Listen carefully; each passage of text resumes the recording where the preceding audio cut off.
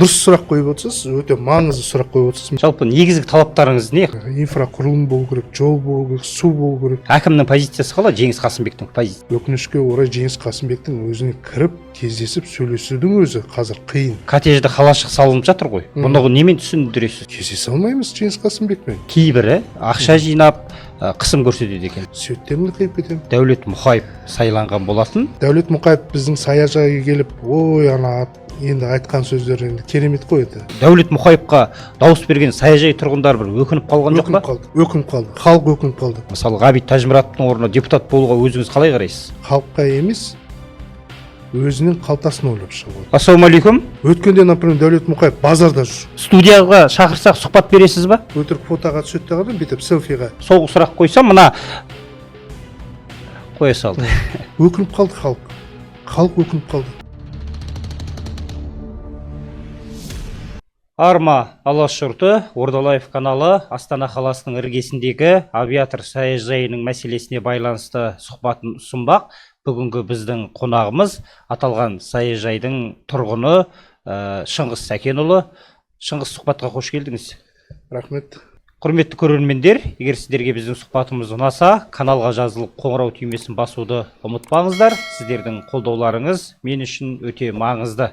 Өткен аптада арнамызда авиатор саяжайының мәселесіне байланысты шағын сюжет жарияланған болатын. Мәселенің анық-қанығын білу үшін өзіңізді шақырып отырмыз. Жалпы мына саяжай мәселесі қай жылдан басталды? Енді қашан қоныстандыңыздар? Осының бір қысқаша тарихын айтып өтіңізші. Бұл жалпы негізі саяжайдың тарихы бұл 1991 жылдан тұрып келе жатқан халық бар. Бастамасы кейінгі 1990 жылдары, 2000 жылдары уже біздің қалыптасқан орталық уже саяжайға халық келе бастады. Сөйтіп, кооператив мүшелері құрылды, жаңағы обществоға бөлінді, халық одан көбейе бастады. Бұл жерге халық келе бастағаннан кейін әкімшілік тарапынан, біздің өкімет тарапынан ол жерге жаңағы халықтың тұрғылықты мекен жайы ретінде статус емес енді жаңағы біздің жаңағы азаматтық тіркеуге алынып, жаңағы жер беріліп, үй салуға беріліп, сөйтіп халық өз-өзін көтерді сол жерде. Халықтың тұрғылықты мекені сол жер уже жан-жақтан келіп, халық өзі көбейді сол жерде. 10 мыңға бүгінгі саны халық 10 мыңнан асады. Сол жылдары енді көптеген келіспеушіліктер болды, жаңағы жер мәселесіне, жаңағы үйді салу мәселесіне, бірақ әкімшіліктің рұқсатымен бізге рұқсат берілді ол жерге. Халық барып сұрап, сол жерге салуға рұқсат берілді. БТИ-дан да рұқсат берілді, жаңағы халық тұрып өмір сүруіне, жаңағы үйінің проектілерін сызып деген сияқты. Ал жаңағы жердің құжаты да берілді. Барлық адамның өмір сүруіне сол құжаттар негізі берілді. Ал енді кейінгі келе, осы 2017-тен бастап халықты жаппай азаматтық тіркеуден алып тастады көбін. Жаңадан келіп отау құрып үй салып жатқандарға тіркеуге алмады. Бұнысын біз түсінген жоқпыз, бізге түсіндірген жоқ. Әкімшілік тарапы, мына халыққа қызмет көрсету орталығы, ондай ештеңе айтылған жоқ. Сыртымыздан барлығын шығарып тастады. 2005 жылдан бастап тұрып келе жатқан менің өзімді де шығарып тастады. Өзімізді де түсінбей қалдық. Бірақ адам, ана жерде балаларымыз тіркеуде болған, туған туысқандар бар, тоже тіркеуде болып, барлығы шығарып тастады. Сөйтіп, қазіргі таңда енді қалай айтсам болады, бұл енді әкімшілік тарапынан ба, жоқ әлде тағы бір шенеуніктің тарапынан ба, болып жатқан кедергі біз заң аясында сотқа арызданып отырмыз.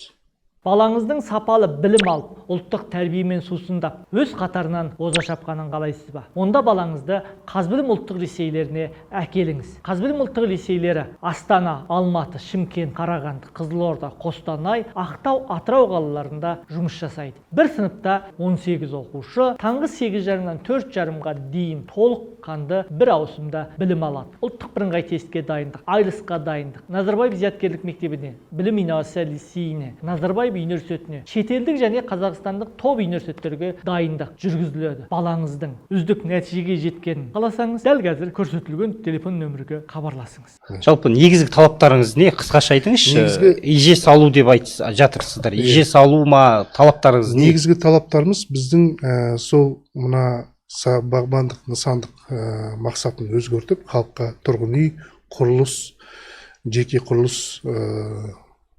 несін алып беруге. ИЖС былай айтқан кезде. Сол ИЖС үшін.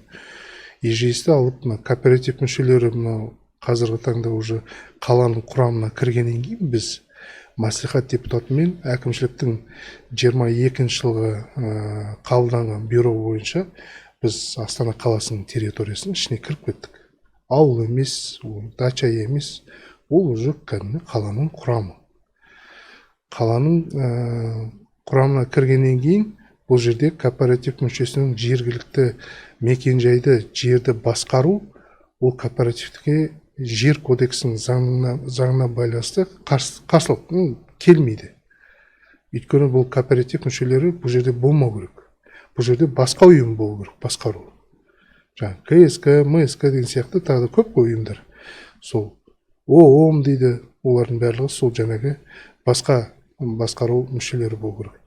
Енді қазіргі таңда кооператив мүшесін ұстап отырған себептері сол бізге біраз кедергі келтіріп отыр. Өйткені мына ЕЖСімізді алып, үйімізді заңдастырып, өзіміздің тұрып атқан үйімізді. Енді біз заңға жүгініп отырмыз.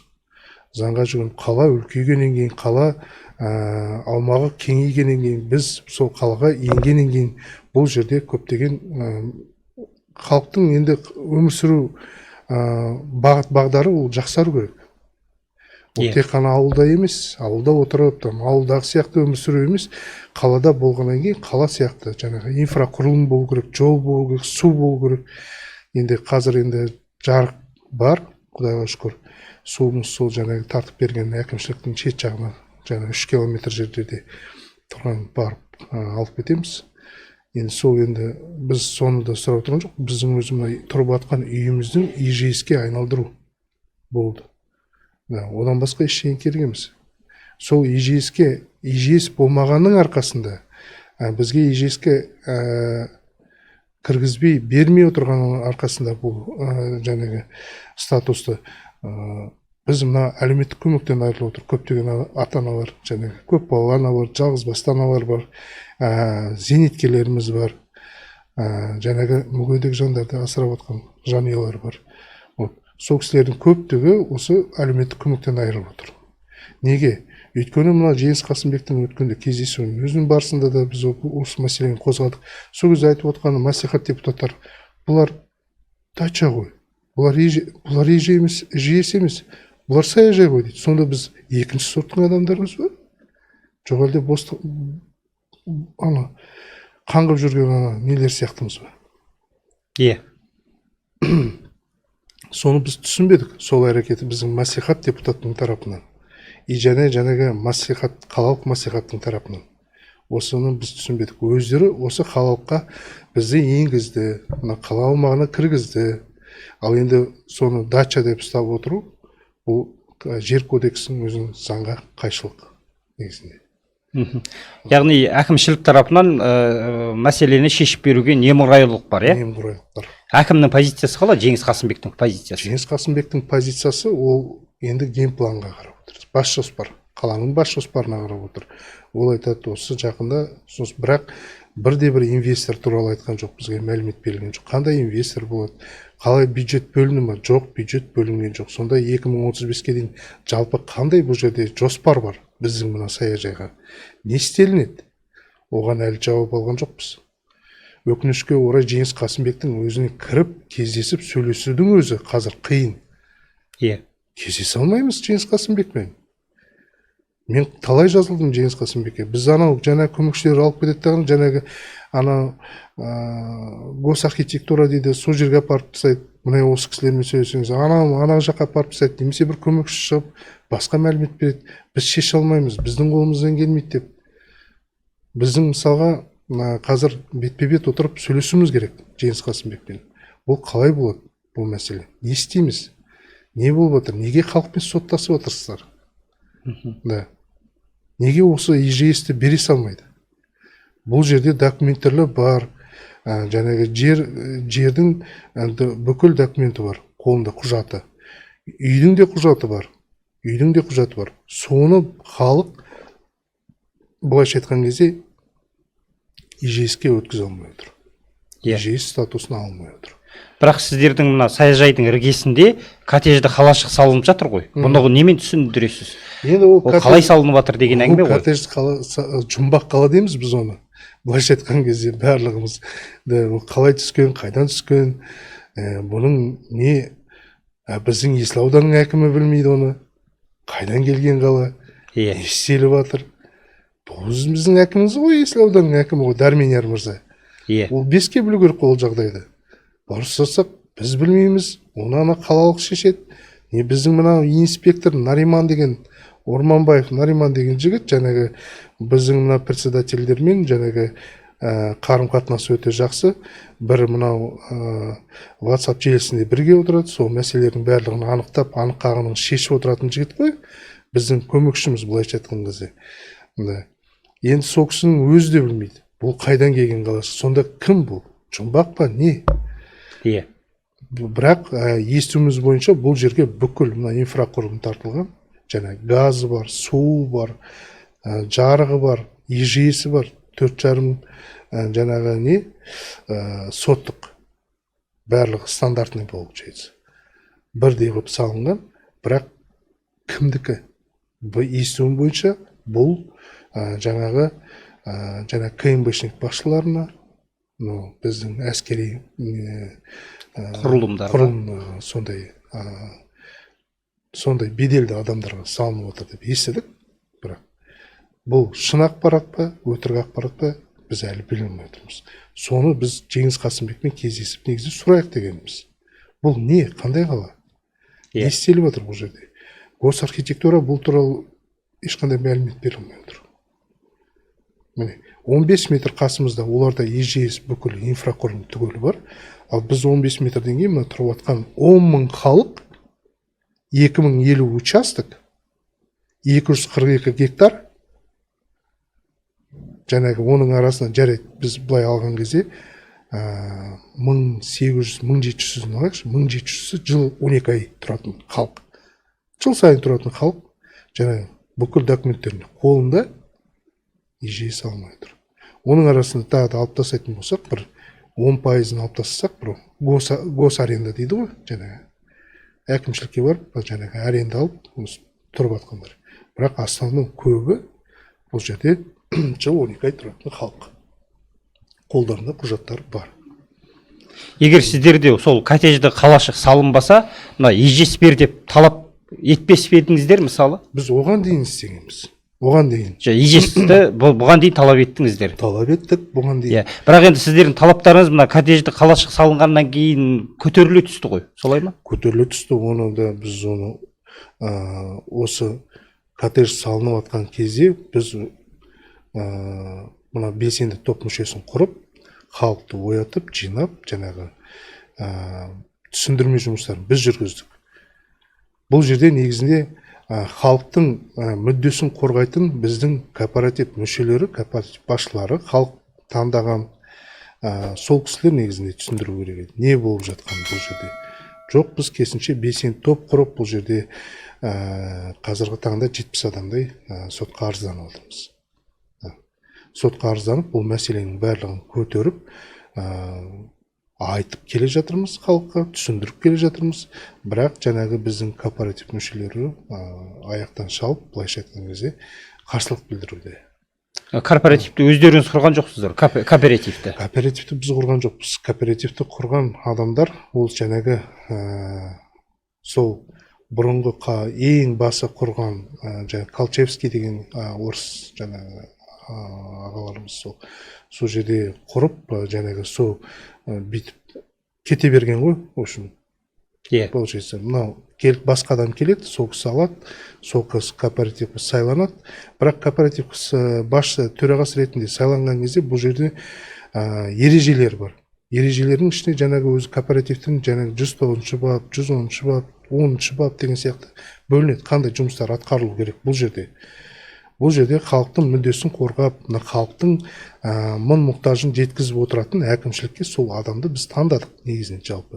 Бірақ ол адамымыз халыққа емес, өзінің қалтасын ойлап шығып отыр қазір. Яғни әкімшілікпен мүдделес. Әкімшілікпен мүдделес болып жаңағы, мен айтып отқанда жаңағы инспектор Оманбаев Нариман деген жігіт бар.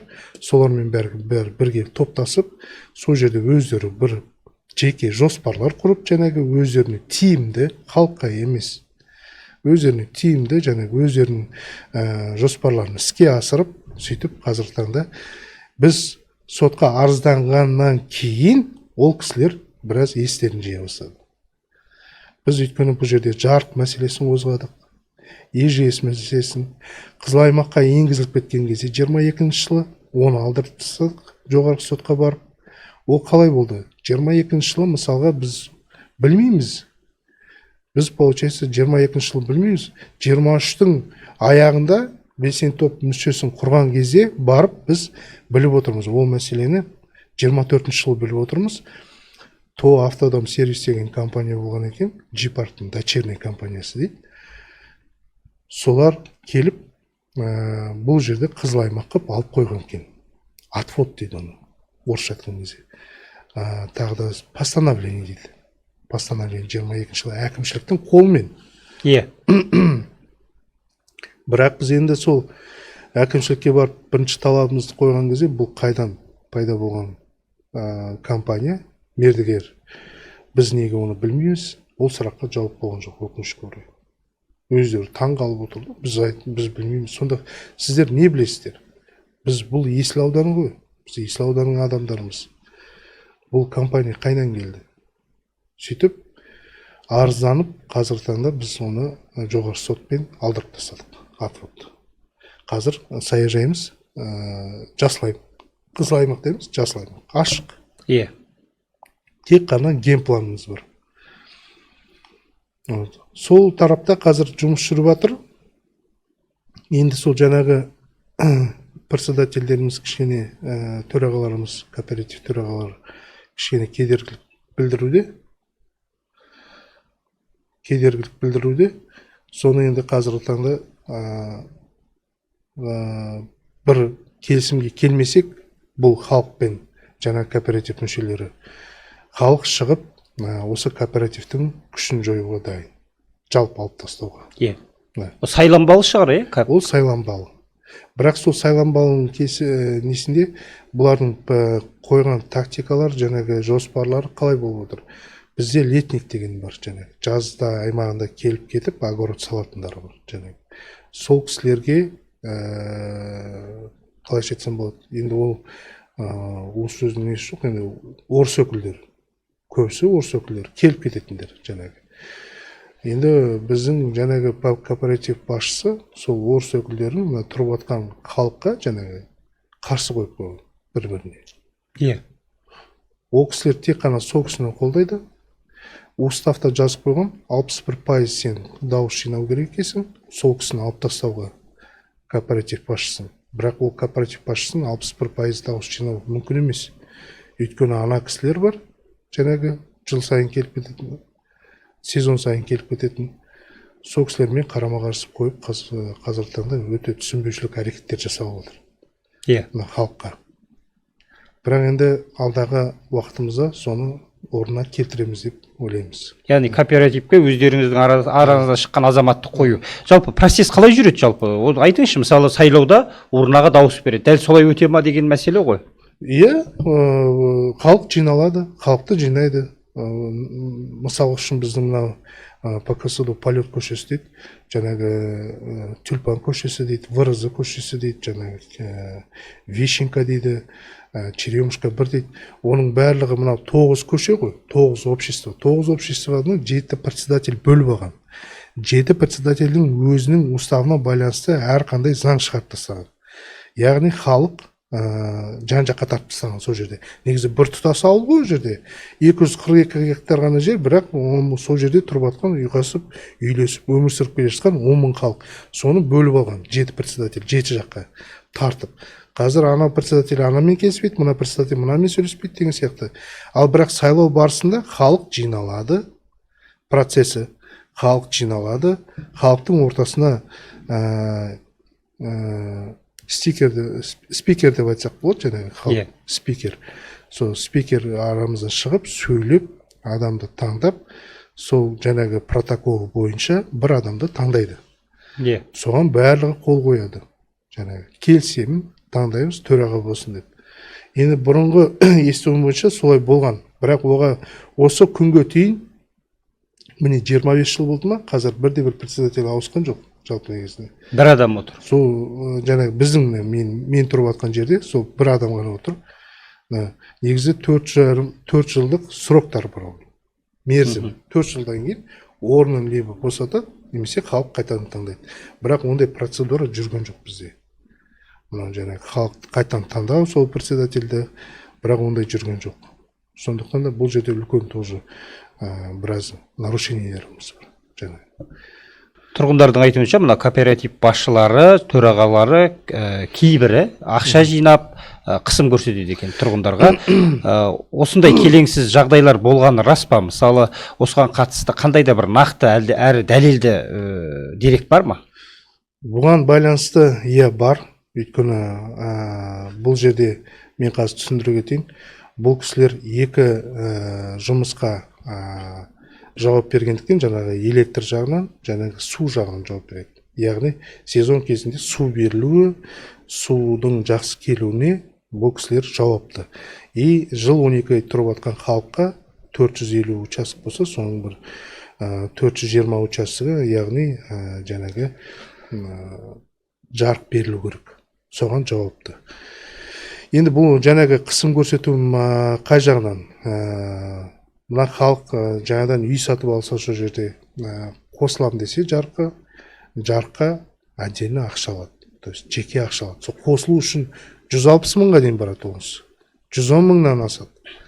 Қарапайым халықта ондай қандай ақша алады? Енді амал жоқ, амалдың несін барлығын жиған тергенін беріп, соны қостырады. Қостырғаннан кейін жаңағы тарифі бар, өзінің қосып отқан проценті бар. Сол жаңағы біздің жан айқайымыздың бір себебі болғаны, ол жаңағы біздің төрағамыздың 2023 жылы Астана Энергосбыт деген компаниямен келісімшартта болған, бірақ одан шығып кетіп, Астана Жарық деген мердігер компаниямен келісімшартқа отырған. Ол жерде 27 теңге, оның өзінің процентін қосқан, сөйтіп халықтан 35 теңге, 45 теңгеден светтің жарығын алып отырды. Бір жыл бойы. Киловаттына? Киловаттына. Ол жай қалада ондай тариф болған жоқ ол кезде. Ал біз оны кейіннен біліп отырмыз. Астана Энергосбыттың адамын шақыртып, әкімшілікті шақыртып, бетпе-бет сұрақ қойған кезде 2023 жылдан 2024 жылдың соңына дейін 14 теңге болған екен. Жарықтың светі. Біз сонда төрағамызға сұрақ қойдық. Сіз неге ол жерден шығып, Астана Жарыққа келісімшартқа отырдыңыз, 27 теңгеден қосылып отырған? Неге? 35 теңгеден сіз үстіне ақша қосып, 45 теңгеден үстіне ақша қосып, сонда неге біз 35-45 теңге төледік? 14 теңге болып төлеп отыратын едік қой. Неге біз сондай қомақты сума төледік? 3 есе көп. 3 есе көп. Неге? Аржағында керамика деген общество бар. Олар 56 теңгеден төлеген. Бұл деген жай қарапайым халыққа өте қысым болды. Ал егер төлемейін десе, олар қалай қорқыпты? Светтерімді қиып кетем. Ал заңды білмейтін қарапайым халықтар, олар қорқады. Ал заң бойынша светті қиюға оның құқысы жоқ. Председательдің. Оның жеке процедурасы бар. Сотқа беріледі. Сотқа арыздан алады. Сөйтіп ол жаңағы халықтан сұрап алынады. Неге төленбей отырсың? Не болды? Қандай жағдай болды? Сол кезде жаңағы халық түсіндіре білу керек ол жағдайды. Ал кейбір жаңағы заң білмейтін біраз енді қарапайым халықтар ол жаңағы қорқандықтан үндемейді. Жаңағы төлей береді, айтқан сомасын төлейді. Сосын енді былай қарасақ, бұл біз Тоқаев біздің президентіміздің өзі айтып отыр, халыққа көмек берілу керек. Жаңағы халықтың жаңағы әл-ауқатын жақсарту керек. Ол әл-ауқат қайдан жақсарады? Егер біздің ішімізде осындай жағдай болып жатса, осындай қысым көрсетіліп жатса, өстіп халықты жеп жатса, ол қандай әл-ауқат жасалады қазақта? Жалпы қазақта, жалпы халықта. Азаматтарға. Жұмысын істеп жүр, жұмысын жасап жүр. Бірақ сол тапқан таянғанын тең жартысын жаңағы сол свет, су соларға төлеп отыр. Судың мәселесі ол бір бөлек. Бізде мынау Хайруллин деген бар. Берік Хайруллин деген жігіт, жаңағы өзінің енді электрдің маманы, былай айтқан кезде жақсы маманы. Мына Астана АРЭК сол Берік Хайруллинға сеніп, мынау десятка дейді ғой, тоқ келіп жататын. Соны сеніп тапсырған екен. Бірақ енді бізде бұл құжат бар, акт раздел границы тех условий деген құжат бар. Сол акт раздел границы тех условий бүкіл мына полет обществосына берілсе, бірақ бұл Берік Хайруллин деген соған иелік етіп отыр. Бірақ ол кісі тек қана жауапты судың берілуіне, моторға ғана жауапты. Ол кісіден өзім жеке сұхбат алған кезде, сол кісі сөйтіп маған жауап берді. Мен және судың берілуіне ғана жауаптымын, қалғандары маған қатысты емес. Сіздердің председательдеріңіз бар. Ал енді мен документтің бәрін сұрау жасаған кезде, мына жаңағы Берік Хайруллин деген бүкіл обществоның жаңағы светті беріп отырған таратушы болып отыр. Сіздердің ауданнан мәжіліс депутаты ретінде Дәулет Мұхаев сайланған болатын. Сондай-ақ мына Астана қаласының мәслихат депутаты Ғабит Тәжмұратов өзіңіз тұратын саяжай арқылы сайланған. Осы мәжіліс депутаты мен мәслихат депутатының тарапынан сіздерге қандай да бір көмек болып жатыр ма? Жоқ. Неге көмектеспейді? Міне, бұл деген өте дұрыс сұрақ қойып отырсыз, өте маңызды сұрақ қойып отырсыз. Мен қазір түсіндіріп өтейін. Енді мәслихат депутаты болып сайланды. Енді жаңағы біздің жол бар ғой, енді жол жаңағы ішкі жаңағы саяжайдың жол мәселесі бар, жаңағы мусор мәселесі бар. Енді халық көтеріп жатады ғой енді. Бірақ енді біздің басты мәселеміз жаңағы халықтың әлеуметтік тұрғысын жақсарту барысында жаңағы ежелесті алып беру, жаңағы қызыл аймақтан шығару керек болды. Сол кезде біз сол мәслихат депутаттарын шақырып осы мәселенің барлығын көтергенбіз. Бірақ ол кісінің бір ғана жауабы жақсы, келесіде жақсы, мен сөйлесем, мен мәслихат депутаты ғой. Мәслихат депутаты, сөйтіп. Сосын Дәулет Мұқаевты сайладық біз. Дәулет Мұқаев біздің саяжайға келіп, ой, ана енді айтқан сөздер енді керемет қой еді. Мен барамын ол жерге, сіздердің аманаттарыңызды арқалаймын, барып сол жерге осы тұрып жатқан мәселелердің барлығын қозғаймын, шешем деп үлкен уәде берді. Оның маңайында барлығы сол біздің жаңағы төрағалар қаптап тұрып, сол кісіні прямо жақтап, халыққа түсіндіріп, айтып, міне осы депутатты сайлайық, осы бізге көмектеседі, ертең бәрі жағдайымыз жақсы болады деп. Сол кезде мен бір нәрсені сезбедім, осы неге осы кісілер жүгіріп кетті осы депутатқа қарай, неге халық шықпай жатыр деп. Сосын енді кейін белгілі бола бастады. Не күтіп отырмыз, міне күтіп отырмыз, депутатымыз қайда? Келмей ме, мына халықтың жағдайын білмей ме? Сұраныста жіберіп жатырмыз, әкімшілікке де айтып жатырмыз, Есіл ауданы Дәрменерға, біздің депутаттарымыз қайда? Неге бұл шықпайды? Неге келмейді халыққа? Неге халықтың жағдайын білмейді? Сол Дәулет Мұқаев сөйтіп кетті, өзінің жаңағы өзіңіз сұрағаныңыздай, сіздер өздеріңіз сұхбат алдыңыздар ғой, сол кезде айтып отқандай. Жауабына көңіліңіз толды ма? Толған жоқ. Шыңғыс, мүмкін болса мәслихат депутатына хабарласып, оның телефон ала ма, алмай ма біліп көрейікші. Звондап көріңіз. Жалпы ол кісі ашық па, халыққа жабық па, осыны бір тексеріп көруге болады. Алло. Ассалаумағалейкум. Алейкум. Ғабит мырза ме екен? Иә. Мен мына Ордалайып YouTube каналынан хабарласып тұрмын.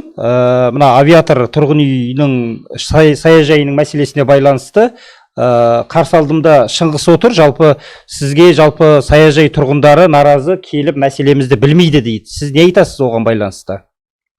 Мен ол мәселеге биыл барып 27 майда есеп бердім, бәрін шақырдым, Шыңғыс келген жоқ екенін деді. Қазір барып көрсеңіздер, асфальт төселіп жатыр, балалар алаңын жасалып жатыр, көп заттар істелген, оны отчетты өзім беремін. Иә. Алтын алдында отчет 2 рет бердім әр жылы мен. Сіз де білеміз, Шыңғыспенен неге де бардық, парламентке бардық, қазаны заң бойынша, дачный участок бойынша заң қабылданатын болса, сол заңның проекті қаралып жатыр. Соған мен өзім де сол жерге не болып кіргенмін жаңағы рабочий группаға. Жалпы саяжай тұрғындары ИЖС ала ма? Не сала ма? ИЖС алу мүмкіндігі бар ма? Ол туралы мен ресми түрде хат жазғанмын, акиматтың жауабы бар. Өткенде соның бәрін таныстырамын деп шақырғанмын, олар келмеді. Ол жерде ответте бәрі бар.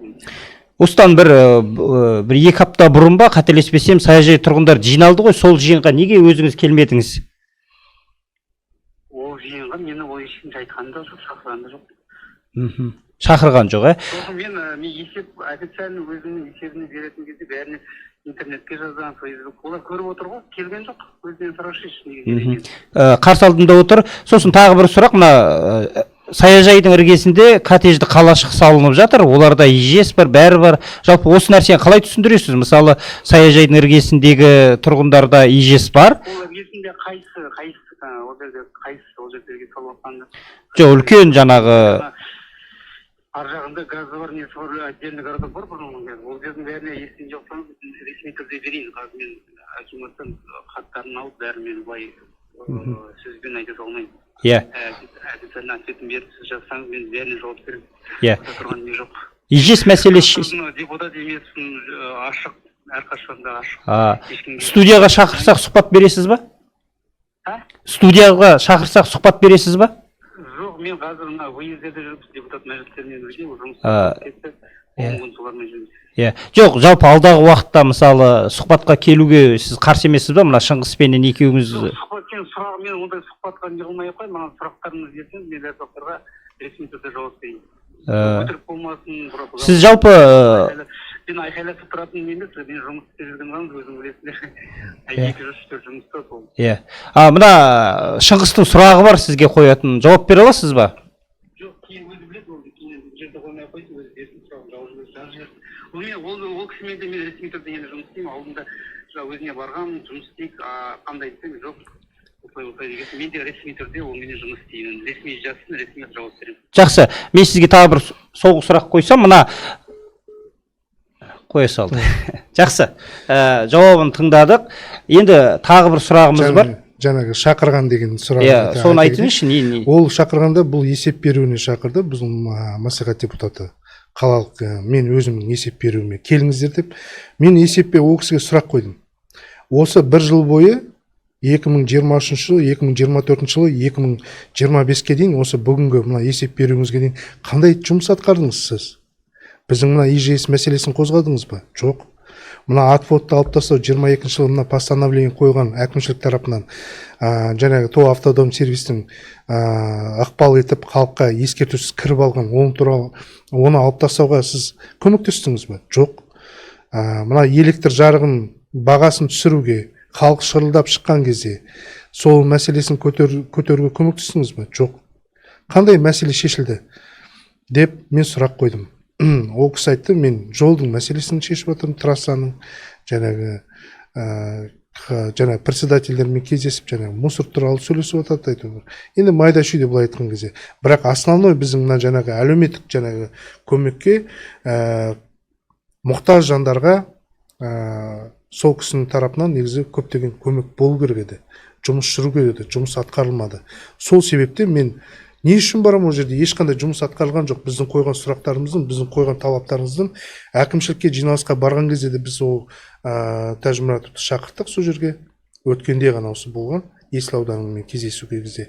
Оның өзі мына Есіл ауданына Жеңіс Қасымбектің қалалық әкімінің есеп беру барысында біз соны сұрап алдық. Осы мәселені қозғайықшы деп. Сол жерде үлкен дау-дамай болды негізінде. Мына жаңағы мәслихат депутатымен біздің Тәжімұратов. Сол жерде мен айттым, қандай әлеуметтік көмекке беріліп жатыр. Неге бізді екінші сорт адамдар ұқсатып, жаңағы сендер саяжайдың халқысыңдар, сіздерге әлеуметтік көмек көрсетілмейді деген. Бұл не сұмдық? Соны мен сөйтіп сол жерде сол үшін сол себепті ешқандай жұмыс атқарылмағандықтан жаңағы бостан бос обещание беретін, жаңа уәде беретін, бостан бос жай уәде беретін депутаттың, мәслихат депутаттың есеп беру, жылдық есеп беруіне барғым келген жоқ. Мүмкін барып сұрақтарды қойып, солай бір жауап алу керек пе? Оның былтыр мен есеп беруінде болдым. Ол қалай? Ешқандай мағынасы жоқ дейсіз ғой? Мағынасы жоқ, мүлде мағынасы жоқ. Ол жерге тек қана жаңағы өзінің төрағасының көмекшісі отырады. Жаңағы 5-6 адам ғана отырады, адамдар бармайды. Өйткені адам халық білет, кім қандай жұмыста отыр. Мен шақырсам, шығады, 100-ге шақты, 150 халық шақты. Ал депутат шақырса, бірде-бір адам бармайды депутат шақырған. Өйткені жалған ақпарат, бос уәде, атқарылып жатқан жұмыс жоқ, халықпен кездеспейді. Тек қана жаңа председатель басшыларымен кездеседі ғана, кішкене бір нәрселер айтады ғана, өтірік фотоға түседі ғана, бүйтіп селфиға, инстаграмына әдемілеп музыкамен шығарып қояды жаңағы роликті. Болды, одан басқа тірлік жұмыс жасамайды. Не айтылып жатыр ол жерде, не кездесу болды, видео нақты жоқ, ауызбен ешкім сөйлеспейді. Бірақ сөйлесіп, бәрі фотоға түсіп жатады, бірақ музыкамен барлығын жауап жасайды. Ал сұрасақ жауап бермейді. Жақсы. Дәулет Мұқаев әлеуметтік желіде танымал болғаннан кейін, меніңше саяжай тұрғындарының кейбірі, мүмкін көпшілігі дауыс беруі мүмкін да. Қазір сол Дәулет Мұқаевқа дауыс берген саяжай тұрғындар бір өкініп қалған жоқ па? Өкініп қалды. Халық өкініп қалды. Халық мынау өткенде, например, Дәулет Мұқаев базарда жүр.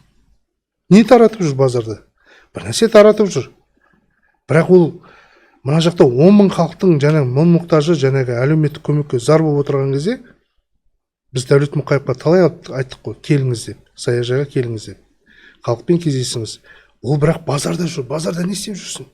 Неге мынау сені сайлаған халық сол Есіл ауданына келіп, мынау дұрыстап халықпен сөйлесіп, мұң-мұқтажын біліп, базарыңызды қоя тұрып, сосын кейін барсаңыз да болады, базар ешқайда қашып кетпейді. Бір қағаздар беріп жатыр, ол жерде халықтар непонятка. Дәулет Мұқаев не істеп жүр? Кейбіреуі танымайды оны. Кімсіз деп сұрап жатыр оны. Мынау біз енді күтіп отырмыз, ол кісіні келсін деп. Енді сіз жаңағы сұрақ қойдыңыз, өкініп қалды халық. Халық өкініп қалды. Не істерін білмейді. Мынау, ойбай, мынау не болды? Біздің жағдайымызды айтады ғой, мынау парламентке жеткізеді ғой, мынау мәжілісте осы мәселенің барлығын қозғайды ғой деп сенген адамымыз неге бұлай өзгеріп шыға келді аяқ астынан? Біз не істедік деген сұрақ туындайды. Енді сұрақ туады. Осы саяжай тұрғындарының мәселесімен жүгіріп жүрсіз. Өзіңіздің мамандығыңыз не? Жалпы алдағы уақытта енді мәжіліс депутаттығы демей-ақ қояйын, бірақ мына мәслихат депутаттығына депутат мандат алуға, мысалы Ғабит Тәжімұратовтың орнына депутат болуға өзіңіз қалай қарайсыз?